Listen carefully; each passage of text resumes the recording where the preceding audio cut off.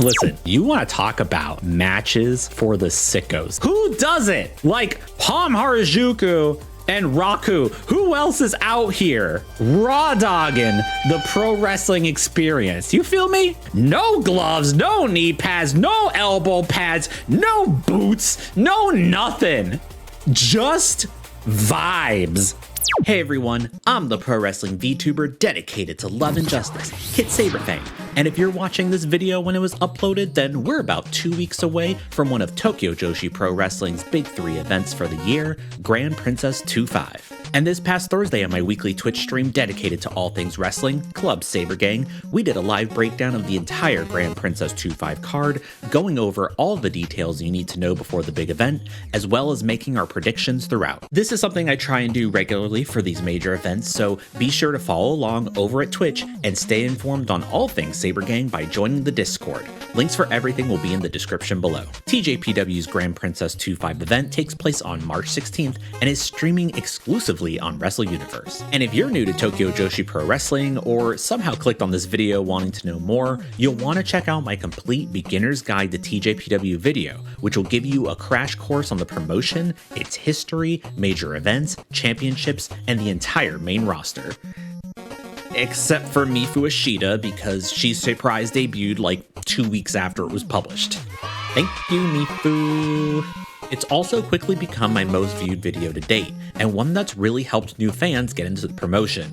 It's been so cool to hear from all those who are now regularly tuning into TJ, and with videos like the one you're watching now, I'm hoping to keep y'all informed and excited for the happiest promotion on earth. In order to watch Grand Princess 2-5, you'll need a Wrestle Universe subscription, and I've got another video for a full tutorial on how to sign up, the costs in your local currency, and viewing options for when you're ready to watch. It's a simple process, easily accessible for English-speaking fans, and at roughly $8 per month for access to all of Cyberfight's affiliated promotions, it's also one of the best values in streaming services today. Alright, with all that out of the way, be sure to hit that like and subscribe, and let's hop on over to the stream for a rundown on TJPW's Grand Princess 2-5. Alright, Grand Princess 2-5. One of the big 3 for Tokyo Joshi Pro Wrestling. TJPW has 3 of these major events per year. It's March, so it's Grand Princess time. This has always been such a great show. TJPW always knocks it out of the park with their big events, and these are also some of the best events to hop into for first-time viewers, for newcomers to the show. It's their biggest shows, their bestest shows, the ones with the biggest budget, the one where they pull out all the stops, all the tricks. It's gonna be a good time. I will say, disclaimer, I do not know the exact order of the match card, so card subject to change as always, but let's start with match number 1. It's gonna be an 8-woman tag team match. On one side, Kakira Sakaguchi, Mahiro Kiryu, Haruna Neko, and the rookie Ivy Steel taking on the team of Kira Summer, Kaya Toribami, Chika Nanase, and the big dog! It's Uda Takami, aka Big Oots, aka Uder, aka Uda Takayama, the big dog!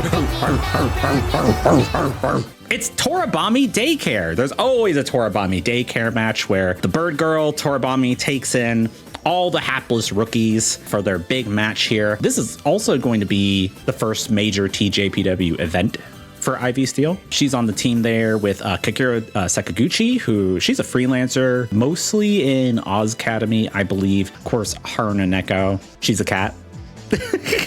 I like the odds of the team on the right a lot more, and not just because they got that big dog. So not too much else to talk about with this match. There's always one of these kind of rookie openers here to start off the show. Let's just go ahead and make a prediction, and I am going to say that the team of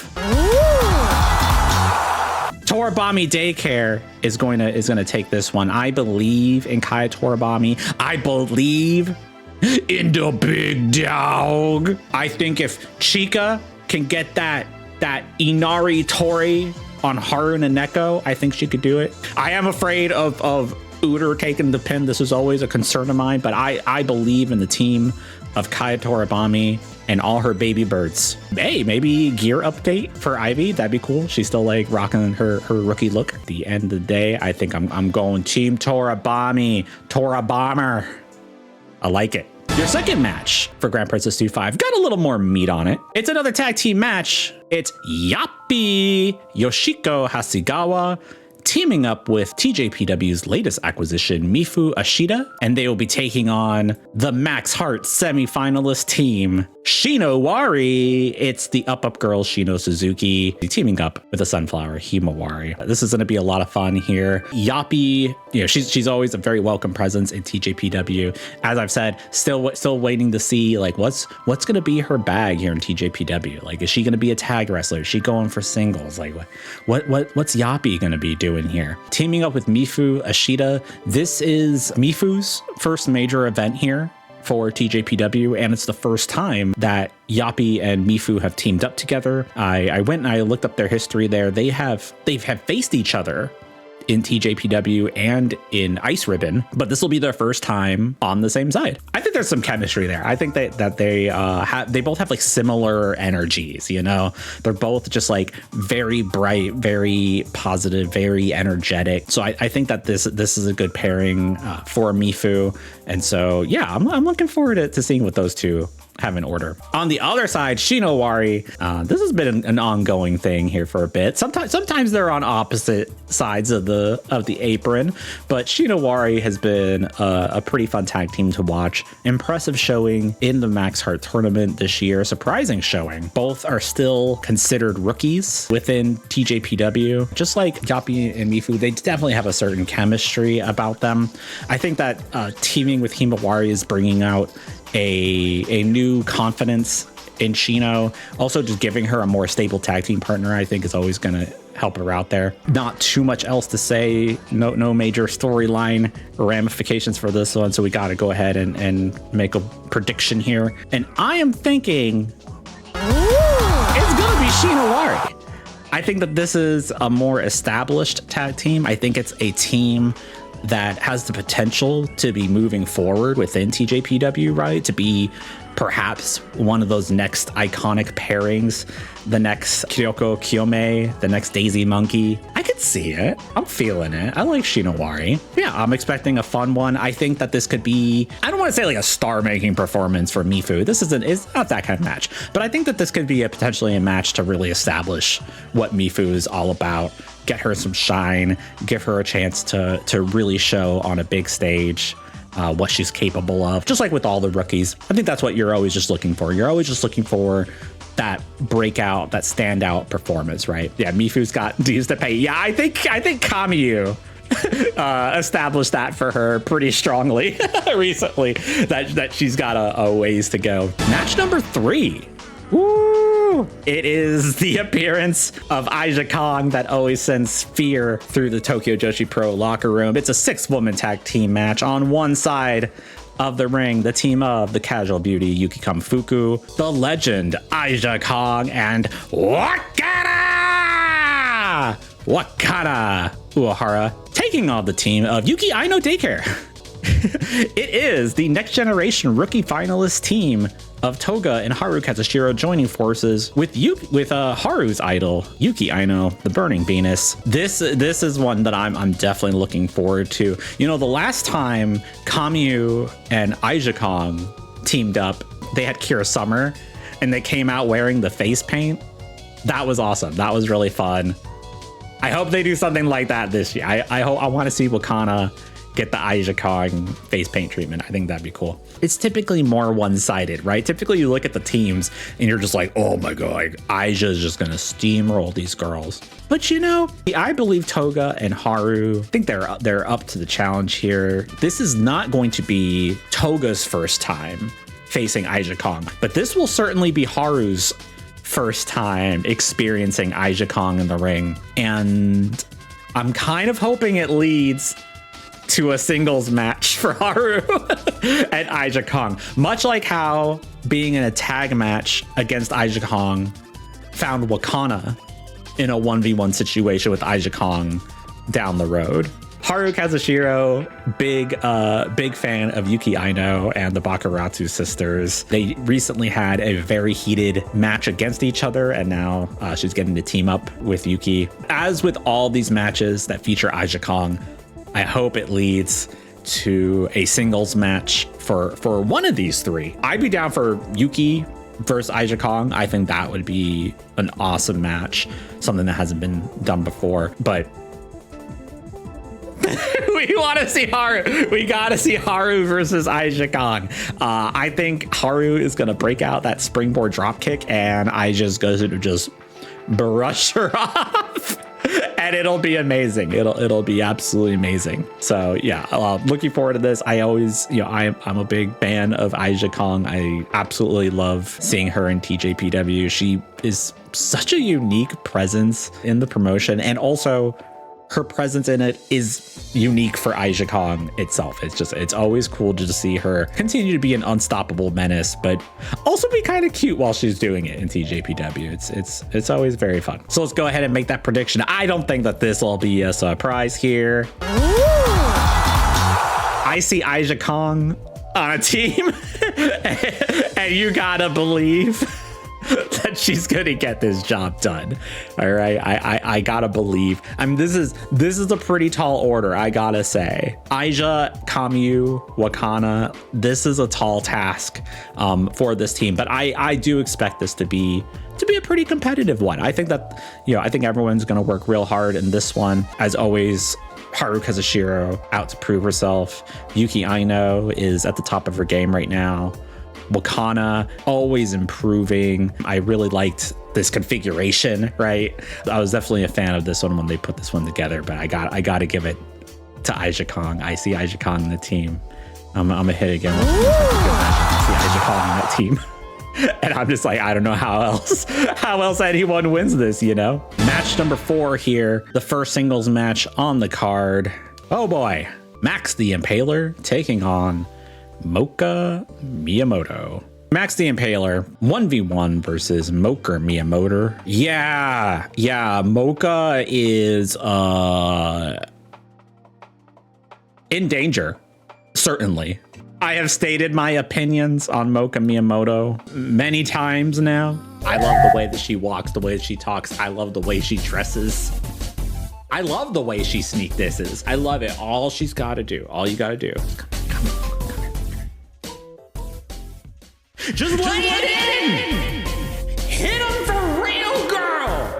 I have a feeling I'm going to be doing it here again one more time here. So this is going to be a first time encounter between the two. And so far in their Tokyo Joshi Pro Wrestling career, Max the Impaler has only been defeated by pin or submission once. Yeah, I got no hope whatsoever that Mocha wins this. So let's just call it right there. Max the Impaler. I think this is an easy dub here for Max. Max is certainly very protected within TJPW. Very protected, very popular among the audience.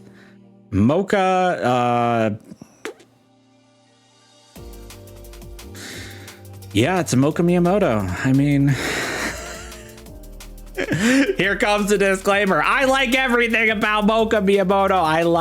I think she's a good wrestler. I think she's got some cool moves. I think she's got a good look, but she also has the softest possible touch of any pro wrestler. I have never seen a wrestler with as soft a touch as Mocha Miyamoto. It drives me a little insane, a little bonkers. I lose my mind a little bit sometimes, Just want you to lay it in if you can. For me, Mocha, lay it in. Now it's time for some real graps. Now it's time for the real shit for the Setup Thailand All Asia Women's Championship. It is your champion, Pom Harajuku. Champion Pom Harajuku. I'm gonna say it so many times because it just feels good. Champion Pom Harajuku defending the Setup Thailand All Asia Women's Championship against God Raku. Holy hell, you think you're special. You do. I can see it in your eyes. Yes, 3-year-old child versus actual god. Hydrogen bomb versus coughing baby. Listen, you want to talk about matches for the sickos. These are the two sickest motherfuckers I've ever seen. Two of the rawest motherfuckers in pro wrestling, okay? Who doesn't like Palm Harajuku and Raku? Who else is out here raw dogging the pro wrestling experience? You feel me? No gloves, no knee pads, no elbow pads, no boots, no nothing. Just vibes. Realistically, I'm expecting big time shenanigans for this. I think that Palm and or Raku are going to come prepared in more ways than one. I am expecting heavy shenanigans with this one. Oh, you know, I didn't actually look up to see. I'll look this up right now. I didn't actually look up to see whether or not they've actually had singles matches against each other, because you always see Palm and Raku. You always see them together. So I never think about them actually being on opposite sides here. So pulling that up here. Yeah. Oh, you know what? Okay. They have had one other singles match before. It was 37 seconds long. It was the One Count Falls rules match from TJPW's Looking Around the World Isn't Japan Amazing After All event. If you recall that one, that was the weekend where TJ had shows. They were doing their show in Washington, and then they had the Eve show in the UK. And then it was the Team Palm versus Team Raku show in Japan. And so like, if you were at your computer, you could have just watched TJPW all day in 3 different time zones. But that was the only other time, according to Cage Match, that they've had a 1v1. But of course, we must declare a winner. And while my God is a righteous God, I gotta give it to big match Palm Harajuku. I think Palm has this belt for reasons. I think that there are divine reasons why Palm Harajuku is your setup Thailand champion. This is certainly going to be a very fun match. It's definitely one of the ones I'm looking forward to the most. Listen, we joke, but Palm has legit become such an incredible worker, right? Just such a great wrestler. And Raku's having a hell of a year. I'm not gonna lie. This past year, Raku's been getting extra galaxy brained. I feel like she's been bringing just like an extra spark of creativity to her matches. Even just recently, at the most recent show, they did the whole bit with the paper cups on the wire to like do telephone and like trick Uda and Miyu. That's godlike. And I'm not just saying that. Raku doesn't even need the powers. That's still godlike. Her only hope is to try and put that cranky baby to sleep. But I don't think Palm is going to give up that title lightly. So I think by the end of Grand Princess, you will still be seeing Palm Harajuku as your setup All Asia Women's Champion. Match number 6. Special singles match from AEW. It's Willow Nightingale making that long trip back from 2022 to finally get her special singles match with the Up Girls, Miyu Watanabe. The butterfly effect comes full circle in TJPW. This was originally scheduled for SummerSlam Princess 2022, but Willow was forced to cancel about 5 days out from the event due to ongoing travel restrictions and visa restrictions at the time. To fill in for her place at the last minute, TJPW scored Ryu Mizunami, the freelancer, a wrestler who never thought of themselves as fitting in to Tokyo Joshi Pro, never expected to get that call from them. Ends up putting on one hell of a match, gives Watanabe one of her best matches up till that point. And, you know, the rest is history. Mizunami came in. She made a big splash. She continues to make freelance appearances to this day. She won tag team gold with Yuki Aino and became the first outsider to win the Tokyo Princess Cup. Could that have been Willow? Maybe. That would have been cool, right? But, you know, I'm happy with what we got because, yeah, I absolutely love Ryu Mizunami. She is one of my favorites. And oh my gosh, she is perfect for TJPW. She is such a perfect fit for TJPW. Such an amazing final boss for the promotion. And while she was certainly a final boss for Watanabe, which she did eventually conquer, you know, defending her Princess of Princess Championship against the then undefeated Mizunami, I hope Willow knows what she's getting herself into. The Watanabe that she was originally scheduled to face in 2022, this is not that girl. This is not that girl anymore. That was a naive child. This is a killer. Okay? Miyu Watanabe is a killer. She is a completely different wrestler than she was when this challenge first came out. I think that's going to make for a much better match. I think that both performers have experienced entire lives of pro wrestling since this match was initially supposed to take place, right? Nightingale, of course, a main staple of All Elite Wrestling. She's a winner of the women's Ewan. She's an Ewan winner. They got to strap Willow up. She should be champion of everything. We got to start cheering on Willow like belt collector, belt collector. That was me trying to clap. God help me. Of course, we do have to make a prediction. Oh, and this one is tough. I'm really agonizing over this because it's like the brain versus the heart. I gotta say, I think I'm gonna give it to Willow. I'm gonna give it to Willow. I think Willow is gonna win it here, and I don't think this is the last time we see her in TJPW. Yeah, that is the brain answer. That is the brain answer. But I think it's a lot more of a competitive match than it would have been in 2022. So I think these two go very hard. I think these two will be out to really steal the show with their spot, and I'm expecting one of the best matches of the night. Watanabe always delivers. Nightingale always delivers. People have wanted this match for years now, and I think they're going to be out to prove why people were right in anticipating it. And hopefully Watanabe doesn't hold that against me. Oh God, here she comes! If it makes you feel any better, Miyu, I think you could do it. I absolutely think that she could beat her. It's still a tall mountain to climb. Holy hell, special singles match. The Yokozuna of pro wrestling, Meiko Satomura, taking on the SKE 48 Genius Girl at least until March 31st, Yuki Arai.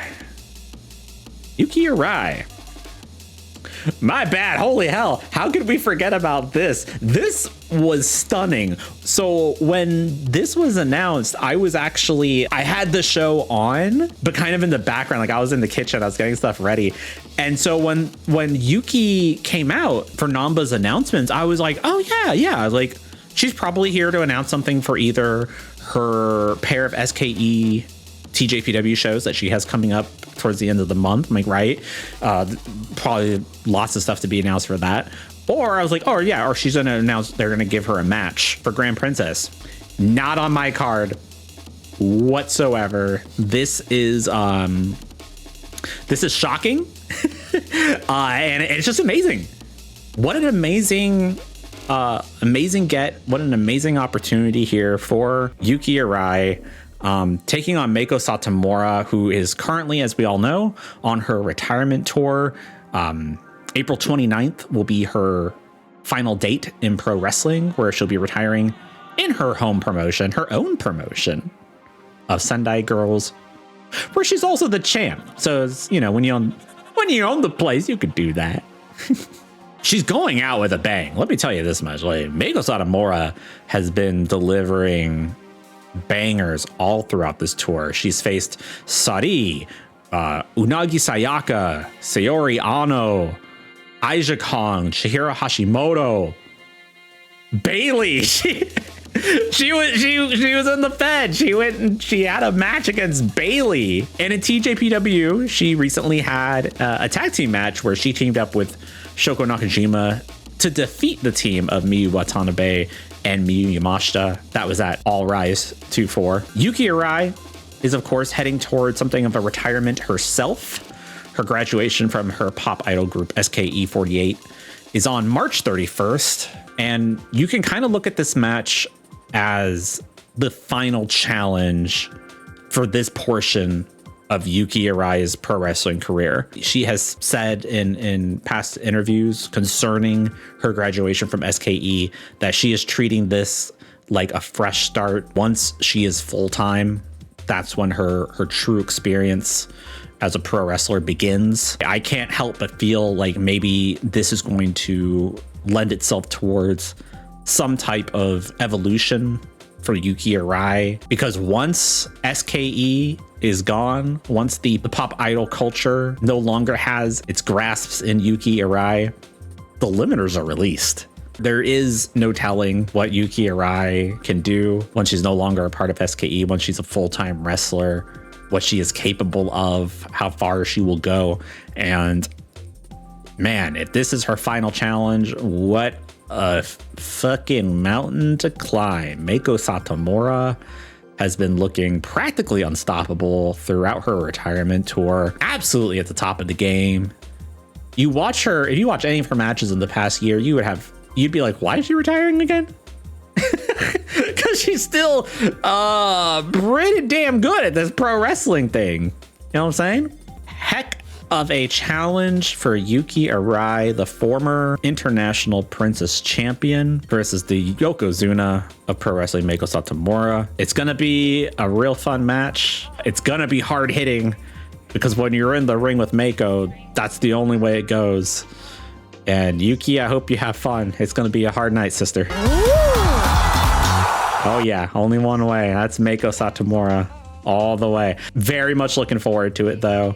Yuki Arai has become just like one of my favorite big match performers in TJPW. It's title match time, folks. We're down to the last 3 matches here in our Grand Princess 2-5 match card review. On your left, you have the champions, your international Princess of Princess champion, Suzume, your Princess Tag Team champions, 1-2 million, the team of Miyu Yamashita and Maki Ito, and of course, our Princess of Princess champion, Mizuki. And on your right, the challengers, Rika Tatsumi, the team of Shoko Nakajima and Hyper Misao, and Arisu Endo. What a lineup. Look at all these goats. What happens when the tag team besties go to war? When Daisy Monkey explodes? What it means is you get a hell of a match. It means you get like one of the best matches that you'll see from either two of these competitors.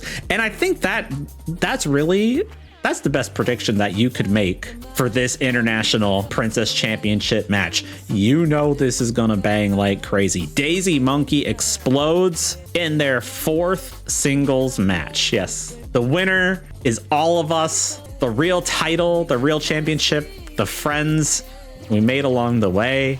They have only had 3 other singles matches, and Suzume has won them all.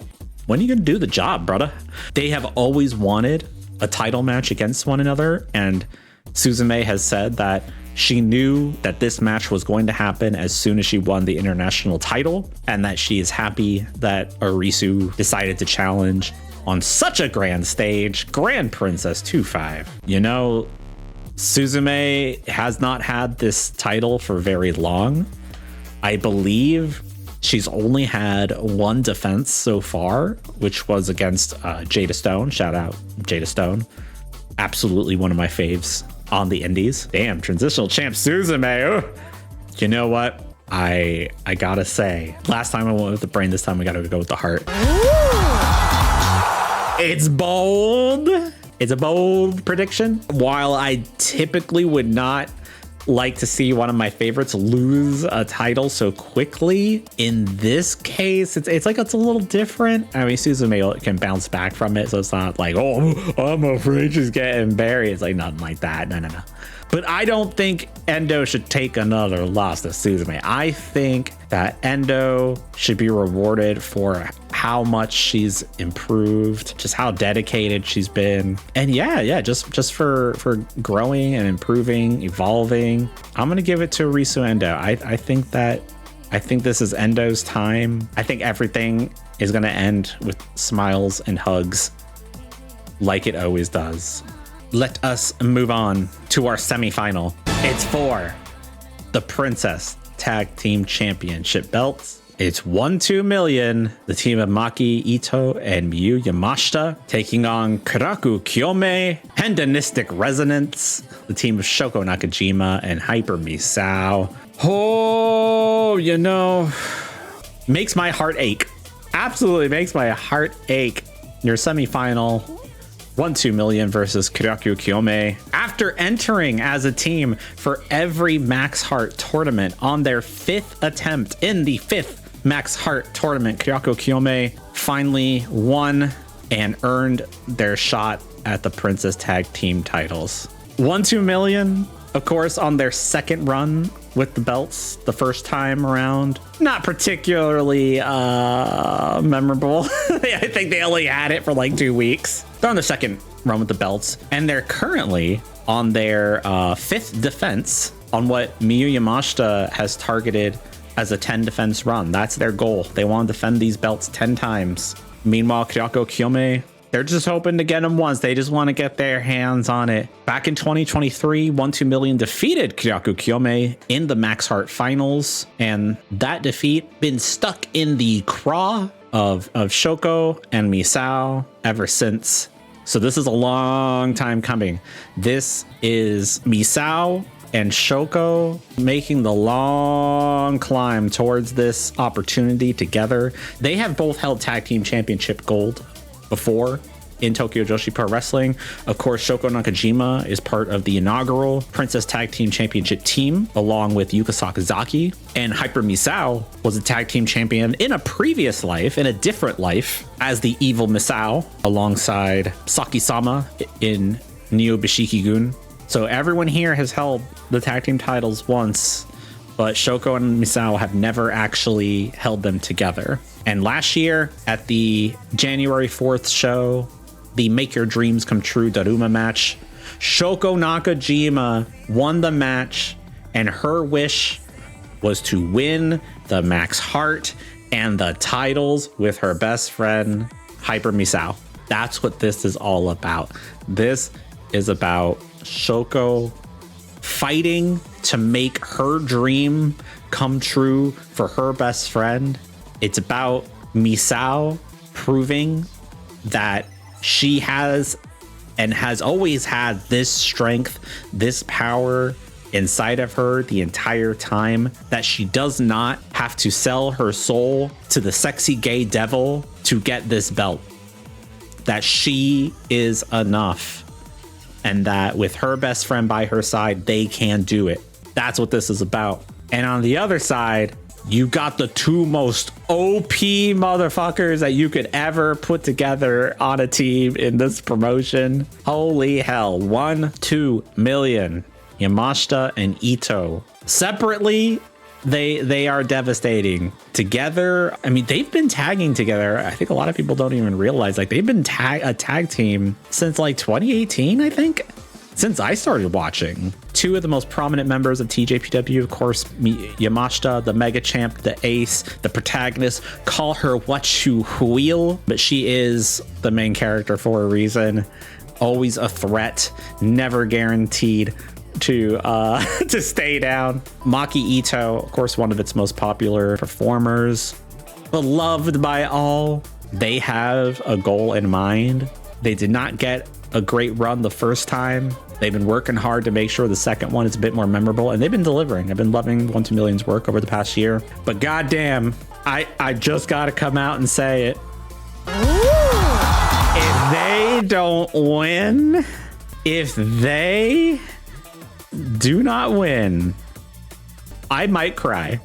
I think I might actually cry. I don't think I'm going to like where this goes next if these two lose. Because if they lose, I think the mask is gonna get chopped again. Something's been off about Misao. Ever since she's come back from this ankle injury, there's something a little off about Misao.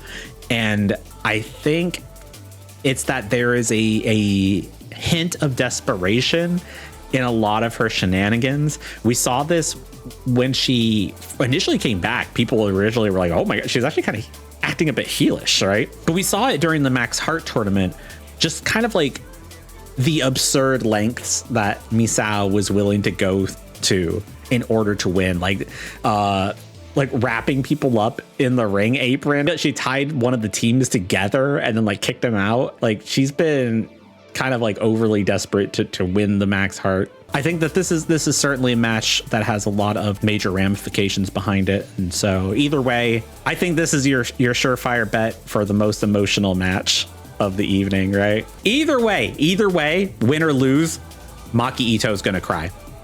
That's my prediction. Win or lose, Maki Ito will be in tears. She will cry. Our final match of the evening, the main event of Grand Princess 2-5, defending the Princess of Princess Championship. It's the most viral wrestler on the planet, the popping sugar rabbit, Mizuki. And this right here, this is White Dragon Rika Tatsumi. Pillar versus honorary pillar. You can decide which is which, to be honest. The most unbelievable thing about this match, the one detail about this match you gotta know, that this is the first one-on-one encounter between Mizuki and Rika Tatsumi. Rika joined Tokyo Joshi Pro back in 2014. That was only a year into the promotion's existence. Mizuki then joined TJPW 3 years later in 2017. They have been in the same company for nearly 8 years together and have never had a singles match together. That is an insane degree of restraint. This is like, if I could, the only way I think I can possibly frame this would be like a 2008 WWE only had 20 wrestlers, 2 of which were John Cena and Randy Orton, and they somehow kept them apart for 8 years. That's what this is like. This is an absurd level of restraint shown by TJPW to somehow never have this match take place. There is actually a second detail you really need to know about this match before it happens, is that Rika is very much known to be deeply in love with Mizuki. She's completely infatuated with Mizupyeon, always courting her in matches. She has even turned on her own tag team partner, such as Miyu Watanabe, to assist Mizuki. But it goes deeper than that. It's not, it's not just a little cute detail in the gay TJPW grabs. No, this actually goes much deeper, because Rika has been known to write love letters to Mizuki. Did you notice that in Mizuki's hand there? She brought the first love letter that Rika ever wrote her to the press conference. And in return, Rika published her latest love letter to Mizupyeon on the back of Shoe Pro magazine. I love Mizuki's reaction. She is discovering this like all of us. It's intense, and I would like to read this love letter to you now, if I could. To my beloved Mizuki-chan, there are too many things I love about you to list them all. You're cute, bright, hardworking, and kind. At first glance, you seem carefree, like a fluffy marshmallow. But in reality, you have a strong core and take good care of those around you. That kindness of yours is truly wonderful. I don't have the same kind of fighting style as you, but I admire not just the way you move, but also the way you captivate people. In recent years, you've added more high-flying moves and techniques that I can't even attempt, but I think that's because your natural talent is shining through. However, it's not just talent, it's the accumulation of all the steps you've taken that has made you the wrestler Mizuki is today, and I respect that deeply. That's why I want to face you in the ring, to get to know you even better. I've always wanted to fight you, simply and honestly. Until now, I've never been able to make a dream come true, but the time has finally come. With that huge championship belt on the line, let's savor every second in the ring together.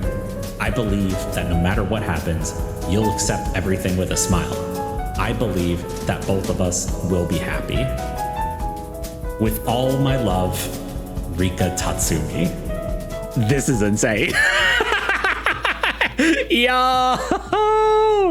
Goddamn. Look at this. Look at these two. Tokyo Joshi Pro Wrestling is the greatest promotion on the planet. Oh boy. What a situation that we have here. Both competitors care for each other deeply in their own ways. Neither of them want to lose, yet both are willing to crush the other's heart to get what they want. Unbelievably huge match here for TJPW. Both Rika and Mizuki, when it comes to these big matches, they always pull out some crazy new tricks. They really go all out. Like Mizuki is certainly known to kick it into a new gear for these big matches. It's when she pulls out her biggest shots. I still can't believe that they've never done this before. It's unbelievable. It truly is. And we gotta go with a winner here. And maybe it's because it's her birthday on March 16th, but I gotta give it to you. I think that this is just the start of Mizuki's run with the title. I think Mizuki's got the belt for a reason right now. What that reason is, I mean, hey, it could be trying to capitalize a bit on some of that virality surrounding her. I am such a big fan of Mizuki. She is probably my favorite wrestler within Tokyo Joshi Pro Wrestling. I just love everything about Mizupyeon. And I think that this is the customary defeat a pillar to cement your reign match, you know, because you either gotta defeat a pillar to get the belt, or you gotta defend it against at least one of them. For Watanabe, that was winning the belt off Yamashita and defending it against Shoko Nakajima. For Mizuki, well, she won it from Watanabe. Now she's got to defend it against Rika Tatsumi. Also, hey, here's a fun fact that I've discovered about this match. When Rika Tatsumi last won her Princess of Princess Championship, she won it from Yuka Sakazaki. And she wound up holding that belt for only about 120 days before losing it to the ace, the pink striker, Miyu Yamashita. The last time that Mizuki won the Princess of Princess Championship, she won it from Yuka Sakazaki, and then she held it for about 200-ish days before losing it to the ace, the pink striker, Miyu Yamashita. Doesn't mean anything. I just think it's very interesting. I just thought that's wild. But yeah, so that is the card. That is Grand Princess 2-5. All killer, no filler. It's looking real good.